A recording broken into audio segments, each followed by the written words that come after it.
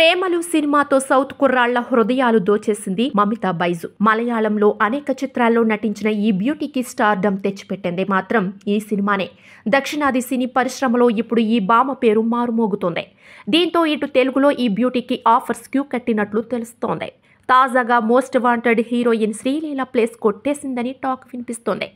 Tollywood hero Vijay Devarakonda జోడీగా ప్రేమలు heroine కనిపించనుందని తెలుస్తోంది. ఇటీవలే ఫ్యామిలీ స్టార్ సినిమాతో ఆడియన్స్ ముందుకు వచ్చాడు విజయ్. డైరెక్టర్ పరశురామ్ తెరకెక్కించిన ఈ సినిమా మిక్స్డ్ టాక్ అందుకుంది. ఇందులో మృణాల్ ఠాకూర్ కథానాయికగా నటించింది. ఈ సినిమా తర్వాత విజయ్ నటిస్తున్న సినిమా VD12. ఇంకా టైటిల్ ఫిక్స్ చేయని ఈ మూవీలో శ్రీలీల నటిస్తున్నట్లు ఇదివరకే మేకర్స్ ప్రకటించారు. అయితే ఇప్పుడు ఈ సినిమా నుంచి శ్రీలీల తప్పుకుందని సమాచారం. ఫ్యామిలీ స్టార్ మూవీ తర్వాత విజయ్ తన రాబోయే సినిమాలపై ఎక్కువ శ్రద్ధ పెట్టాడు. VD12 సినిమాలో హీరోయిన్గా శ్రీలీలను ముందుగా ప్రకటించారు.